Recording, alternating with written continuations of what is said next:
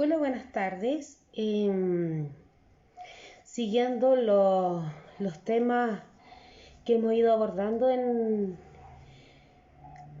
a lo largo de las semanas, consideré importante que hoy día habláramos sobre lo que es el abuso, principalmente lo que es el abuso sexual en la infancia. Tema importante considerando que hoy en día han ido aumentando las cifras de niños y niñas que han sido abusados o que van a ser abusados. Voy a esperar unos minutos que se conecten otras mamás.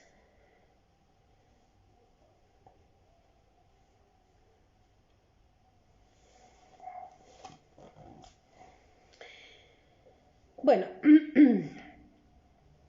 partiendo por el tema, con respecto al abuso, vamos a definir más o menos los lineamientos para que todos entendamos lo mismo con respecto a lo que significa el abuso, las características que tiene y a lo largo de las consecuencias que van a tener a corto plazo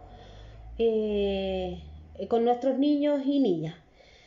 Bueno, los saludo y les agradezco que se estén conectando porque es un tema que nos va a tocar ya sea de manera cercana o porque tenemos relación directa de amistad con otras personas que en algún minuto lo podrían llegar a sufrir, y la idea es que como papás estemos preparados para el actuar, para prevenir especialmente con respecto al abuso.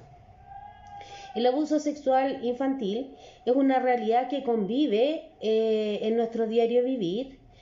Muchos niños de nuestro país y niños y niñas de nuestro país son afectados por este grave problema, ya sea dentro de una familia, dentro del núcleo familiar o fuera de él.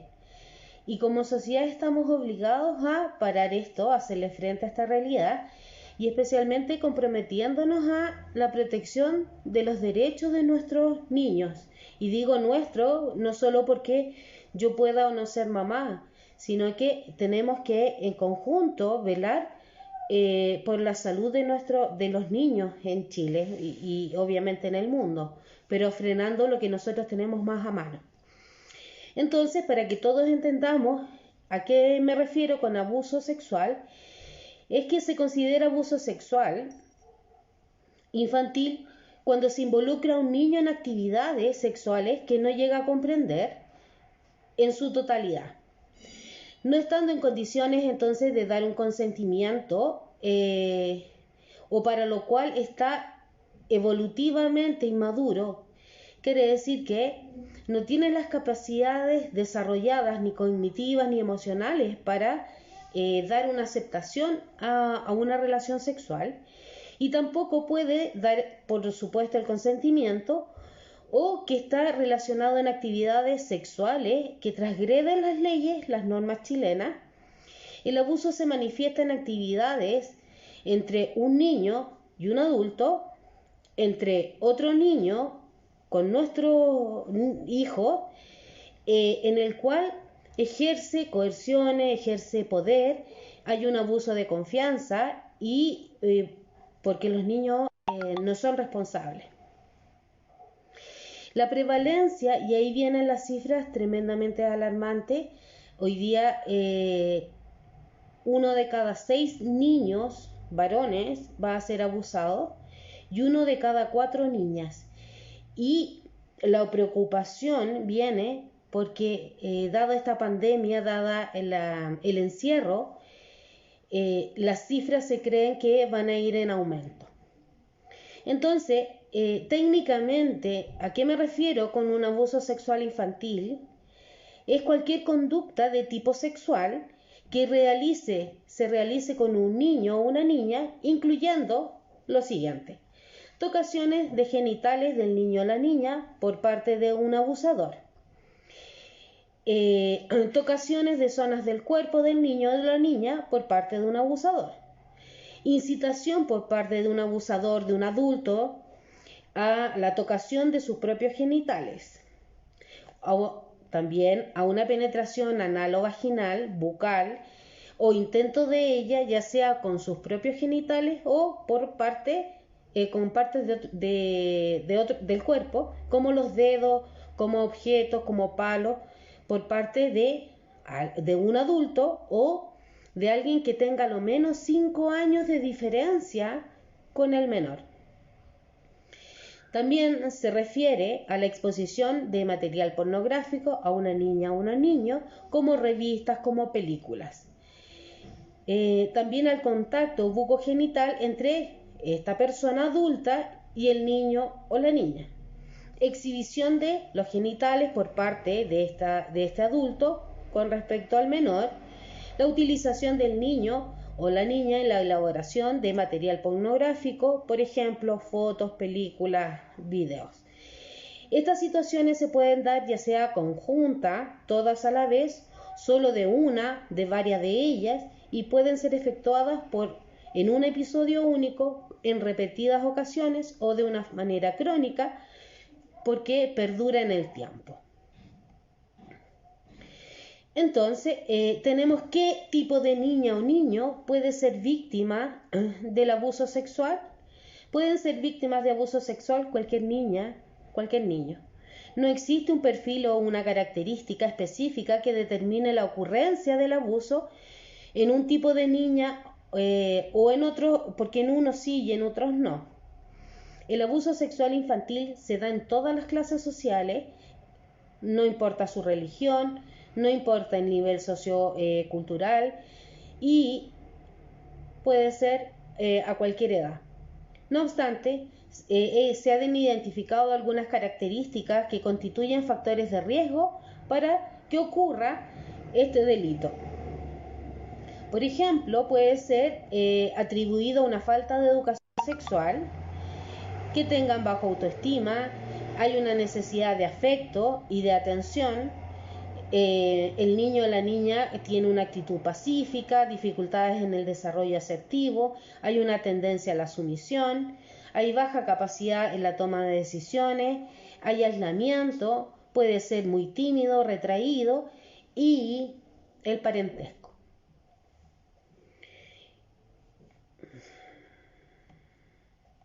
¿Qué le pasa entonces a un niño y a una niña que es víctima de abuso sexual?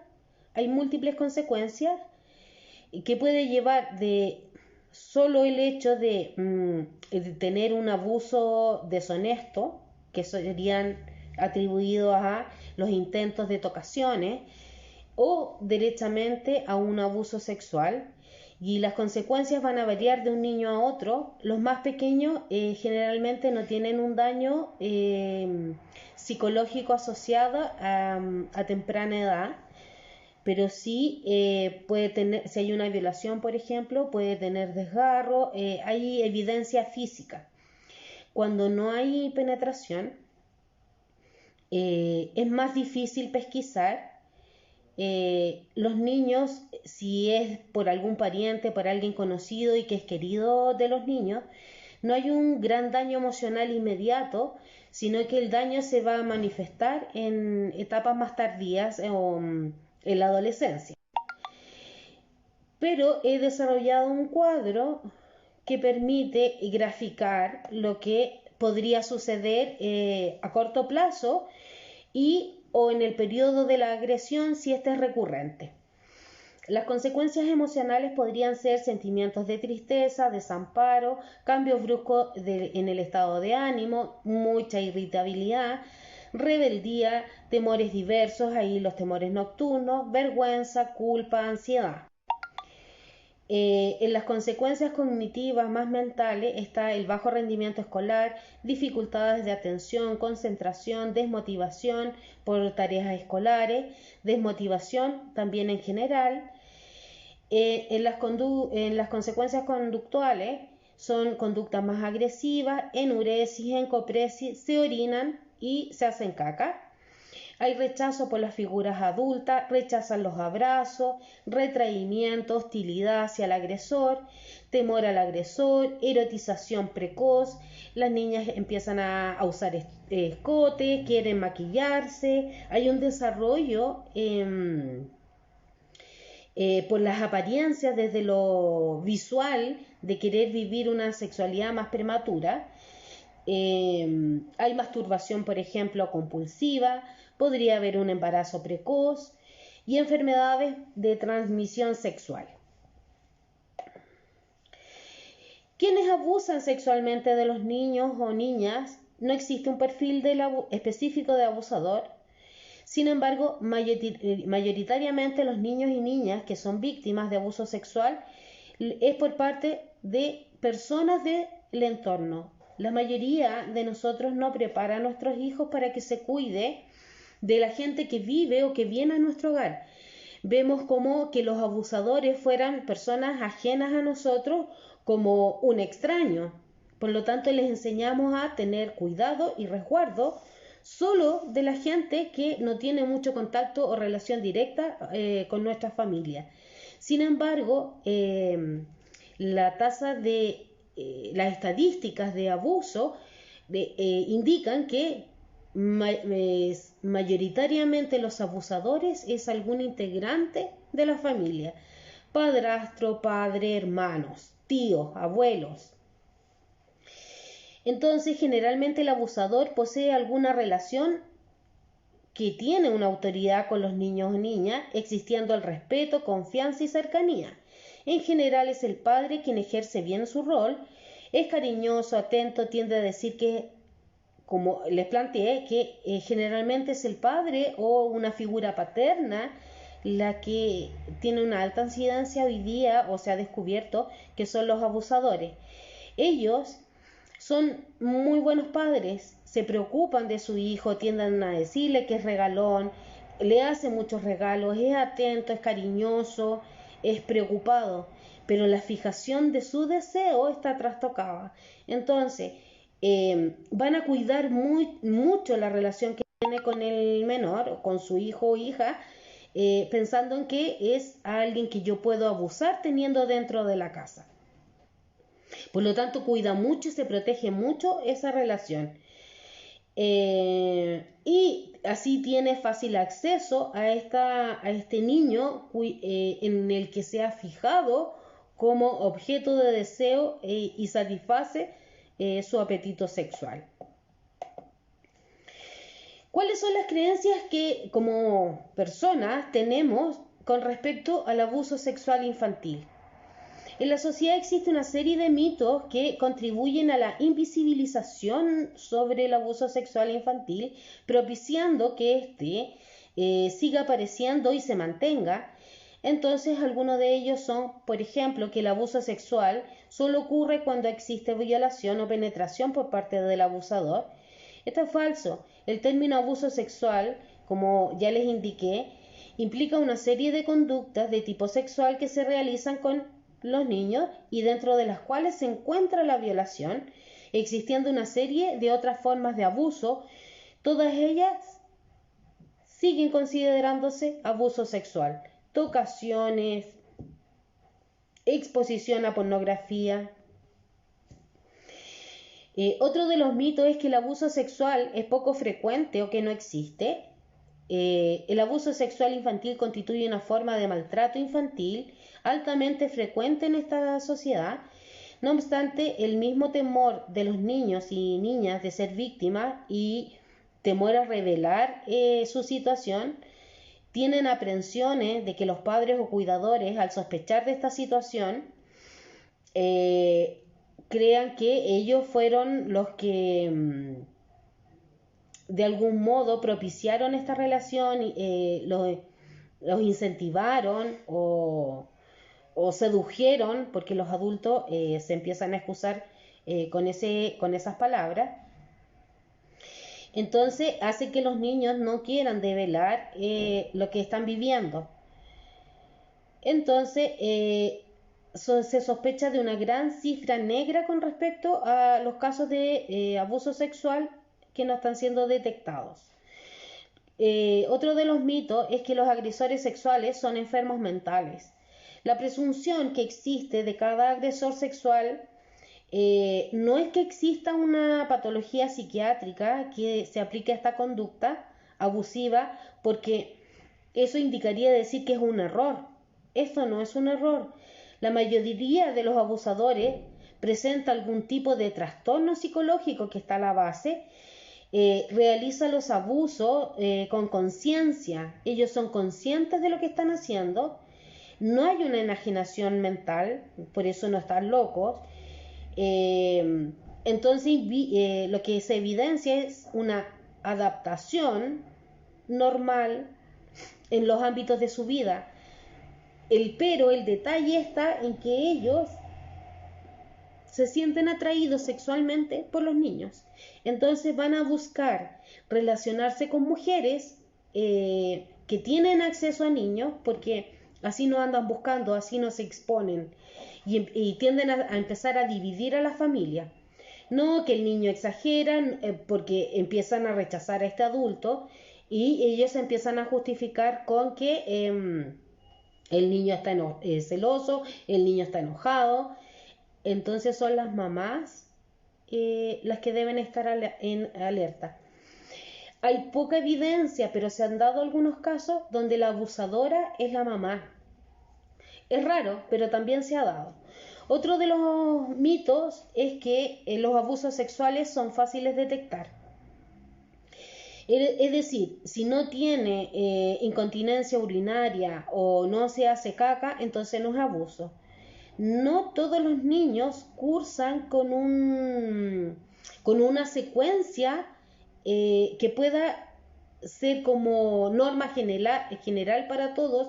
Entonces esto es abuso. Cada niño es un mundo y lo va a vivir de una manera particular. Entonces, hay múltiples razones que dificultan la identificación del abuso, tales, por ejemplo, como el miedo del niño a los castigos, a las amenazas por parte del abusador. Está la creencia de que al niño no se le va a creer, que lo van a culpar de lo sucedido.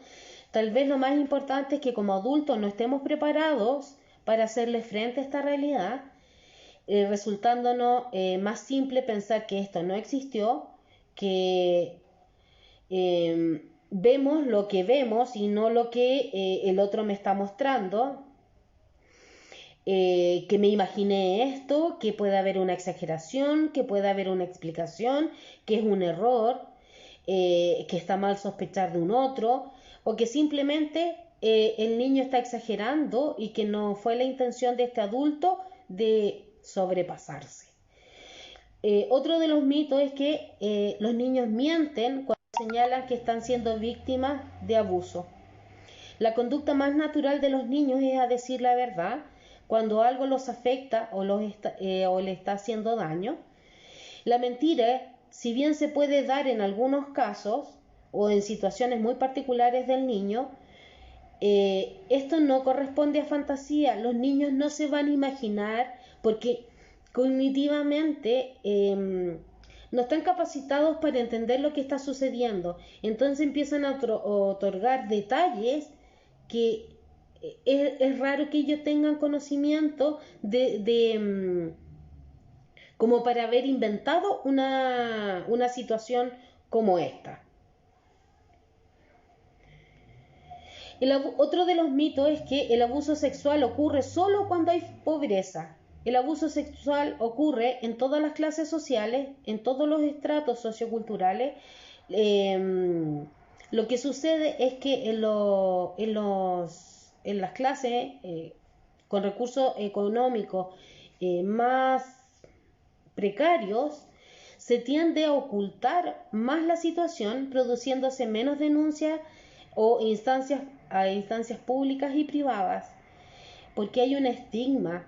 Está la amenaza del abusador con cortar toda ayuda económica. Vamos a saludar acá. El abuso sexual, otro de los mitos, es que es provocado por la víctima. Cualquier conducta del niño que haya sido víctima de una situación de abuso puede ser entendida por el agresor como una provocación. Se subió a mis piernas, usaba mini, me dio besos, me abrazó, que es una manera de justificar su propio comportamiento. Por lo tanto, tras la creencia se encuentra solo un intento por responsabilizar a la víctima del acontecimiento abusivo. Otro de los mitos es que el abuso sexual solo ocurre en lugares solitarios y en la oscuridad.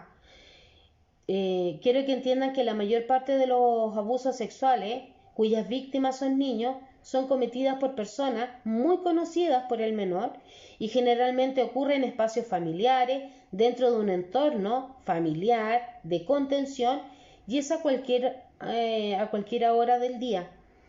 Los abusos sexuales afectan a los niños y a niños mayores o a los adolescentes. Eso también es falso. Hoy día se está pesquisando abuso sexual en niños de 2 años. Entonces, puede ser a cualquier edad. Y ustedes comprenderán que siendo menores en plena niñez, puede ser terrible la experiencia, lamentable. Entonces quiero que veamos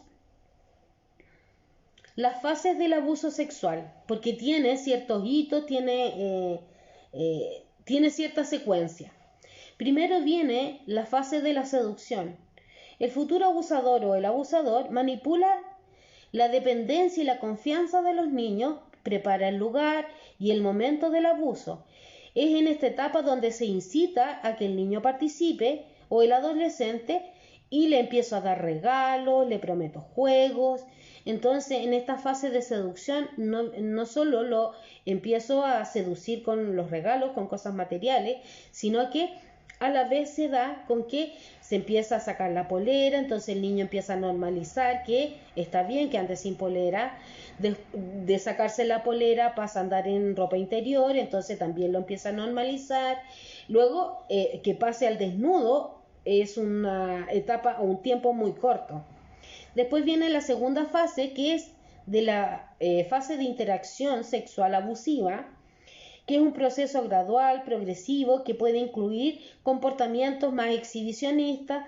Se saca, es cierto, como les planteé, empiezo sin camisa, empiezo a rozar al niño, le rozo la pierna, le empiezo a dar besos en el oído, le pido que me dé un beso en la boca, como jugando. Entonces me equivoqué y empiezo a normalizar una serie de situaciones que de por sí no son normales.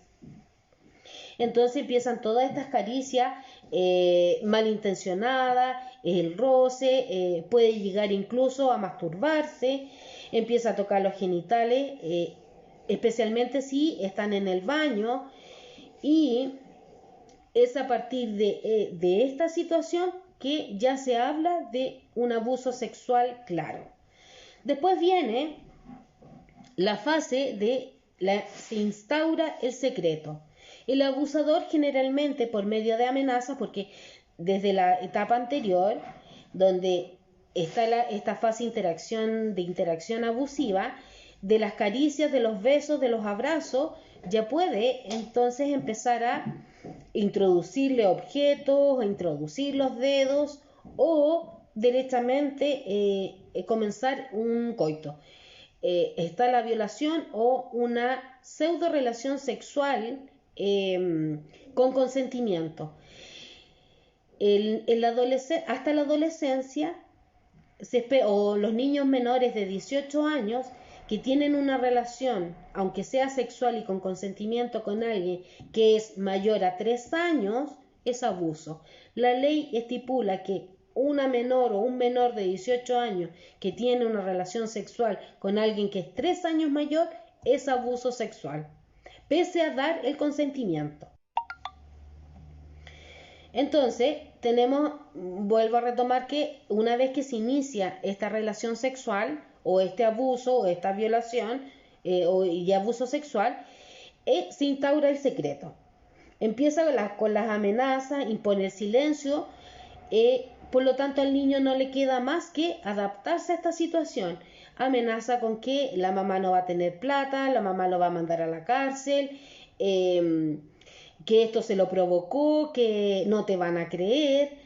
Puede amenazar con que algo malo les va a pasar a la familia, y comienza a responsabilizar al menor que merece lo que le está viviendo y que merece los regalos porque es linda, que merece estas tocaciones porque es linda, porque ella no dijo que no, por lo tanto existió el consentimiento. Y cuando son más chicos, por último lo aceptó, me incentivó, me motivó porque se sentó, porque me tocó, porque me pasó a rozar. Y luego viene en esta fase de secreto que los niños entienden que debo guardar esto que sucede como un secreto, guardo la información porque entiendo que algo malo va a pasar. Por eso es importante que los niños aprendan que los secretos son malos. Cuando nosotros estamos contentos, contamos lo que nos sucede. Cuando nos pasa algo bueno, lo divulgamos rápidamente. Los secretos son malos. Bueno, la cuarta etapa sería la fase de divulgación, que esta puede llegar o no. Muchos abusos quedan en el silencio por cosas sociales. Y en el caso del incesto implica una quiebra en el sistema familiar hasta que se restablezca otra vez el equilibrio. Puede ser accidental la divulgación, puede ser premeditada. Esta última causa mucho dolor porque si no se... Porque aquí habla de que si es accidental, el niño no está preparado para contar. Están todas estas amenazas, entonces está todo el miedo. Hay otra manera de saber, por ejemplo, que son cuando son pillados accidentalmente. Entonces la mamá ya no puede, o el adulto que lo ve, ya no puede negar lo que es evidente. Entonces empiezan las acciones legales en muchos casos. Pero se espera que es muy raro que el niño abiertamente cuente lo que sucedió. Son las mamás, las abuelas las que empiezan a ver que algo extraño sucedió con el niño. Y después viene una fase que es represiva, porque si el niño cuenta y se da cuenta que la madre sufre, que hay un quiebre familiar importante, ellos vienen y se retractan. Es que no fue, yo mentí, yo quise asustar, es que mi mamá, y empiezan a justificar de diversas maneras, tratando de mantener el equilibrio familiar. Y curiosamente se da de la mano es que una vez que el niño se retracta o el menor se retracta, la familia llega a un equilibrio, llega a un acuerdo y se hace la vista gorda con respecto a lo que se sabía. Entonces, el menor lo que va a hacer es tender a negar, a justificar el abuso para seguir como si no hubiese sucedido nada. Entonces tenemos que hay factores de riesgo que son las pocas destrezas relacionadas con la seguridad personal, familias donde se ha establecido los malos tratos, ya sean físicos o psicológicos. Hay otro dato que es un factor de mucho riesgo, es que la madre haya sido abusada sin terapia reparadora. El 100% de los niños que son abusados vienen de una madre que también fue abusada sexualmente.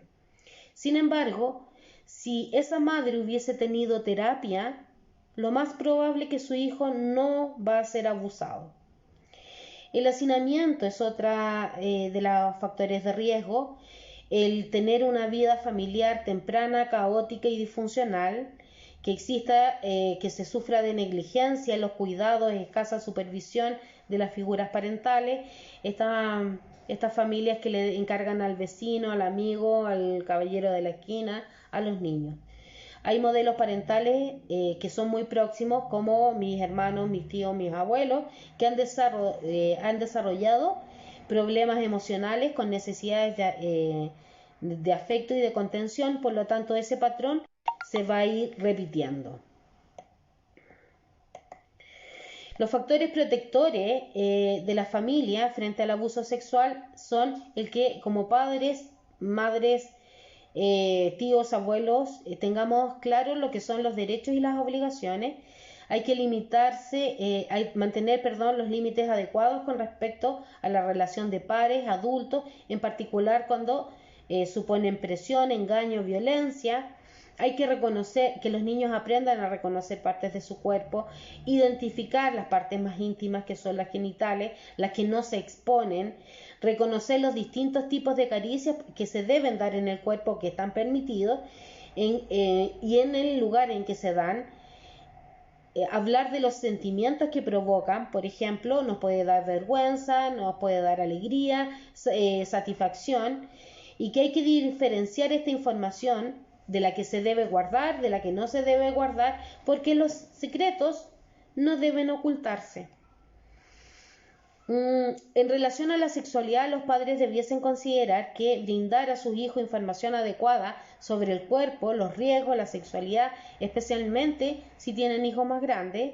Hay que aprovechar las diversas oportunidades para aclarar dudas, curiosidades respecto al funcionamiento sexual, por ejemplo, por qué una señora se embaraza, cómo nacen los niños, con respecto a las mascotas, las noticias, escenas de televisión, periódicos. Vivimos en una sociedad que está tremendamente erotizada. Vemos niños en pañales continuamente en televisión. Y para estas personas que su fijación de deseo está en los niños, entonces lo estamos provocando constantemente. Vemos películas, los monos animados, se acarician, se besan. Los niños están expuestos a noticiarios, telenovelas, donde está todo erotizado. Veamos el reggaetón, veamos la música que hoy día los niños bailan. Tenemos que reaccionar con comprensión ante las actitudes y manifestaciones sexuales de los niños, sin censura ni violencia, tratando de entender qué están indicando con su conducta. Aquí empiezan a aparecer, sobre todo a la edad de sus hijos, empiezan a aparecer estas frotaciones o masturbaciones en la silla, con la mesa, o los niños se empiezan a rozar, se les erecta el pene. Entonces tenemos que desviar la atención de eso, que los niños se concentren en otra cosa, no decirle que eso es malo, porque entonces cada vez que un abusador o alguien intente abusar, ellos van a empezar a esconder y a reprimir su propio cuerpo. Entonces, tenemos que también entender que no hay que obligar a los niños a saludar de besos, menos de abrazos, o sea, de abrazos y menos de besos. Bastaría con un hola, un qué tal, un buen día. De lo contrario, nosotros mismos estamos haciéndole ver a los niños que sus propios límites no deben ser respetados. Luego, el niño saluda y podemos preguntar qué le pasó, por qué no quiso abrazar al tata, por qué no abrazó a la abuela, qué es lo que hay que genera ese distanciamiento en ese rechazo. Entonces, tenemos que generar una comunicación de respeto, de diálogo con nuestros hijos. En la familia también se debe promover, como les planteé, el diálogo, la comunicación, enseñar que el respeto no significa sumisión, que pueden decir no a los adultos cuando las propuestas que les hagan no sean claras, les disgusten o que les pidan que guarden un secreto. Tenemos que desechar la idea de que lo que sucede en la casa es un asunto privado y no es asunto de nadie más, porque seguimos instaurando el secreto. Los niños entienden que ese es el modo de relacionarse. Hay que enseñarles que los secretos son nefastos. Hay que asegurarles que siempre ustedes estarán dispuestos a ayudarlos ante cualquier problema, demostrándolo más que diciendo. Los niños deben saber que cuentan con ustedes, pero deben sentirlo. Deben estar atentos a la conducta de sus hijos, buscar ayuda cuando sea necesario. Es importante también que con mensajes cortos, precisos, concisos, le enseñemos sobre el cuerpo, que el cuerpo es de ellos, que no es de nadie más, que debe quererlo, que debe respetarlo, que debe cuidarlo, que ni los conocidos ni desconocidos deben acariciar donde no se debe. Puede imponerles acciones, estos desconocidos o conocidos, imponer acciones que no desea hacer, y es eso lo que deben comunicar, que entender que si me cuenta algo que yo dije que no debía hacer y lo hizo, va a contar con mi apoyo, pese que podría haber un castigo. Pero si yo le he dicho que nadie te limpia, por ejemplo, el potito, nadie te limpia la vagina, y resulta que yo no he estado disponible para hacerlo, y mi hijo me cuenta, oye, pasó esto, no lo puedo retar, porque soy yo la que no estaba disponible, soy yo la que debe cubrir esas necesidades para que no exista un otro que lo haga. Es importante que ustedes enseñen a sus hijos a expresar las emociones, sentimientos, porque eso hará que ellos confíen en nosotros, porque los escuchamos, los ayudamos, les enseñamos a reflexionar sobre los sentimientos, despejamos sus dudas. Los niños deben saber que no deben recibir regalos de personas conocidas o desconocidas, especialmente si eso me está pidiendo que guarde el secreto. Insisto, la clave está en que los niños deben entender que los secretos no deben existir. Con las papás no se guarda secreto. Entonces, hay que generar instancias. Yo creo que con esto igual los preocupo con respecto a la función y el rol de los papás. Pero si yo voy a permitir que mi marido, mi pareja, mi andante, mi pololo, limpie a mis hijos, ok, pero yo miro cómo lo hace, dónde lo hace, qué pasa, cómo interactúan, porque los abusadores sexuales tienen ciertas conductas que como adultos nos deben hacer sospechar. Quiere constantemente limpiar a los niños, quiere generar instancias de estar solo con ellos. Entonces ahí empiezan las alarmas a activarse y más que hacer la denuncia inmediata, pucha, pongamos alerta. Empecemos a hablar con nuestros hijos de qué pasó, qué sintió, por qué lo hizo, qué le pasa a él, etcétera. Mamás, papás, ¿alguna pregunta con respecto al tema que he abordado hoy? Aquí hay alguien que está dando las gracias porque es un tema fuerte, pero era necesario que en algún minuto lo tocáramos. Gracias. ¿Hay alguien más o hay alguien que tenga alguna pregunta, alguna duda con respecto al tema?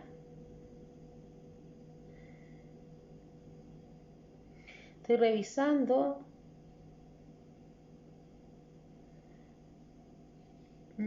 Ok, nadie tiene dudas, entonces me despido.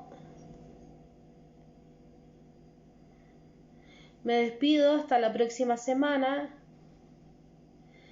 Gracias, Patti, por los saludos, por las felicitaciones. Son temas efectivamente importantes. Tenemos que proteger a nuestros hijos. Tenemos que estar alertas. No se trata de que andemos sospechando de todo el mundo. Se trata de que pongamos atención a lo que sucede a nuestro alrededor. ¿Cuál es la mejor manera de explicárselo a los niños? Que hablemos del cuerpo. ¿Cuál es el cuerpo? ¿Cuál es el límite? Cuando yo en una de las charlas les hablé de la importancia de los límites, también tiene que ver con los límites físicos. Esto es mío, nadie lo toca. ¿Qué pasaría? Y empezar a explicarle qué pasaría o a qué nos exponemos, a qué se exponen ellos con respecto a si alguien los toca, porque no sabemos la intención que tienen los demás con respecto al cuerpo de ellos. Entonces a los más chiquititos es nadie te limpie excepto a determinadas personas. El niño entiende eso, pero soy yo como adulta que tengo que estar atenta que esas personas se comporten al minuto de limpiar a mi hijo o a mi hija. Y a medida que avance la edad, 3, 4 años, los niños son capaces, ellos hacen una reflexión. Yo he visto en algunos, como perito, yo he visto en algunas situaciones que me ha tocado evaluar niños con respecto a abuso sexual, que ellos tienen súper claro lo que era el secreto y sabían que no lo tenían que contar. Entonces, si mi mamá me dice que yo no debo aceptar que nadie me limpie y resulta que me limpió el tío, el amigo, el abuelito, el quien sea, el niño no lo va a contar porque sabe que le van a pegar. Entonces, con respecto a lo sexual, lo cuidado del cuerpo, no castiguemos, sino que generemos conciencia de por qué es importante que nadie te limpie, porque hay personas que no sabemos lo que van a hacer con tu cuerpo. Hay personas que pueden hacer cosas malas, como tocarte y que no te va a gustar. Es importante que los niños entiendan que el cuerpo es agradable, que se acaricie, Pero podemos dar el ejemplo, ¿te gustaría que el vecino te tocara? Los niños van a decir que no, porque ellos en general se asustan, temen de lo desconocido. Entonces, a través de cuentos podemos enseñarles el autocuidado.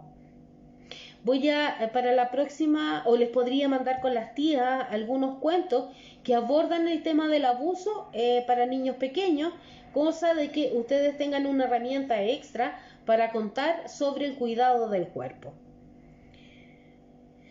¿Qué más?